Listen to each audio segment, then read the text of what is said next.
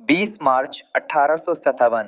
देवहारगढ़ के घने जंगलों में सूरज की किरणें पेड़ों की छांव को चीर रही थीं, लेकिन उस सुबह की हवा में बसंती खुशबू नहीं, बारूद की गंध तैर रही थी।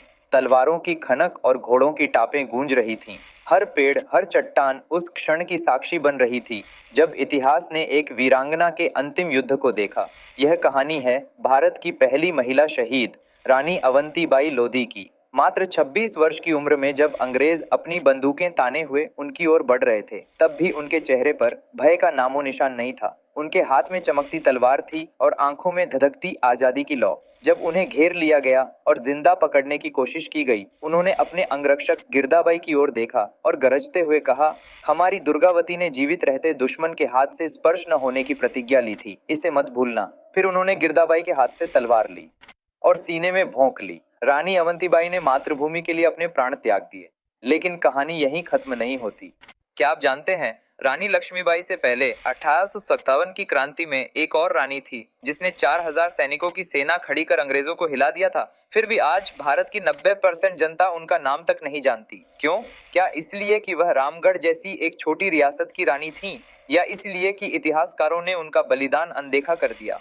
तो आइए चलते हैं उस समय में जब जन्म हुआ इस वीरांगना का। 16 अगस्त 1831 मध्य प्रदेश के सिवनी जिले के छोटे से गांव मनकेनी में एक बच्ची का जन्म हुआ। नाम रखा गया अवंतीबाई। उनके पिता श्रीराव जुझार सिंह एक साहसी जमींदार थे और मां श्रीमती कृष्णाबाई ने उन्हें नारी धर्म से पहले स्वाभिमान और संघर्ष की शिक्षा दी। जब अन्य बच्चियां गुड़ियों से खेलती, अवंतीबाई लकड़ी की तलवार और घोड़े की सवारी में रम जाती। 9 वर्ष की उम्र में ही उनकी तीरंदाजी और युद्ध कला देख गांव के बुजुर्ग कह उठे, यह कन्या साधारण नहीं, कोई दैवी वरदान है। उनकी शौर्य गाथाएं दूर दूर तक फैलने लगीं और जब अवंतीबाई 19 की हुई तो रामगढ़ रियासत से विवाह प्रस्ताव आया। वहां के राजकुमार विक्रमादित्य सिंह से उनका विवाह हुआ। वह अब सिर्फ योद्धा कन्या नहीं, रानी अवंतीबाई लोधी बन चुकी थीं। लेकिन विवाह के कुछ समय बाद ही राजा बीमार पड़ गए और उनके दोनों पुत्र भी नाबालिग थे। ऐसे समय में 22 वर्ष की अवंतीबाई ने पूरी रियासत का भार अपने कंधों पर उठाया। उन्होंने प्रशासन, सेना, न्याय व्यवस्था सब संभाल लिया। वह रानी नहीं, चलती फिरती क्रांति बन चुकी थी।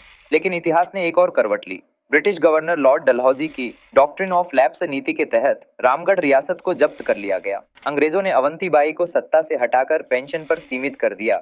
ये एक रानी के लिए नहीं, बल्कि भारत की बेटी के लिए अपमान था। अवंतीबाई ने हर शांतिपूर्ण प्रयास किया, चिट्ठियां, संवाद, अपील, लेकिन अंग्रेज टस से मस नहीं हुए। फिर आया 10 मई 1857। मेरठ की चिंगारी ने पूरे भारत को जला दिया। आजादी की लहर रामगढ़ तक पहुंची और रानी अवंतीबाई ने तलवार उठा ली। उन्होंने अपने संदेश में राजा महाराजाओं को कांच की चूड़ियां भेजी। यह युद्ध के लिए खुला आमंत्रण था। संदेश साफ था, या तो कमर कसो या चूड़ियां पहनकर घर बैठो। उनकी इस चिट्ठी ने विद्रोह की चिंगारी को ज्वाला में बदल दिया। देखते ही देखते 4000 सैनिकों की सेना खड़ी हो गई। अंग्रेज हिल गए। रानी अवंतीबाई ने मंडला, रामनगर और बिछिया जैसे इलाकों पर धावा बोला। अंग्रेजी प्रशासन को जड़ से उखाड़ फेंका। मंडला पर राज करते हुए उन्होंने भारतीय परंपराओं की पुनर्स्थापना की। लेकिन अंग्रेज चुप नहीं बैठे। वाडिंगटन ने रीवा की सेना के साथ हमला बोला। रामगढ़ का किला गिरा, लेकिन रानी ने हार नहीं मानी। वे देवहारगढ़ की पहाड़ियों में जाकर छापामार युद्ध करने लगी। अंग्रेजों की विशाल सेना ने उन्हें घेर लिया और फिर आया 20 मार्च 1858 का वो दिन। आखिरी लड़ाई, आखिरी सांस। जब अंग्रेजों ने आत्मसमर्पण का प्रस्ताव भेजा तो उनका उत्तर था, हम सिर झुका सकते हैं लेकिन गुलामी स्वीकार नहीं। युद्ध हुआ, गोली लगी, खून बहा, लेकिन आत्मसम्मान पर आंच नहीं आने दी। अंतिम क्षणों में उन्होंने तलवार खुद के सीने में भोंक दी। उनकी एक वफादार दासी ने भी साथ आत्म बलिदान किया और जाते जाते रानी ने अंग्रेज अफसर से कहा, ग्रामीण निर्दोष हैं, मेरी प्रजा को क्षमा किया जाए। यह कहकर रानी अवंतीबाई ने अपने बलिदान से हजारों लोगों की जान बचा ली और भारत की माटी को एक अमर गाथा दे गईं। आज 168 साल बाद हम रानी लक्ष्मीबाई का नाम तो जानते हैं, लेकिन उस वीरांगना को भूल चुके हैं जो उनसे पहले अंग्रेजों की नींव हिला गई थी। उनकी आवाज आज भी देवहारगढ़ के जंगलों में गूंजती है। अवंतीबाई लोधी अमर रहे। अगर इस महान गाथा ने आपके दिल को छुआ हो तो इसे लोगों तक पहुंचाइए और ऐसी ही वीरांगनाओं की कहानियां सुनने के लिए अगला वीडियो जरूर देखिए। जय हिंद।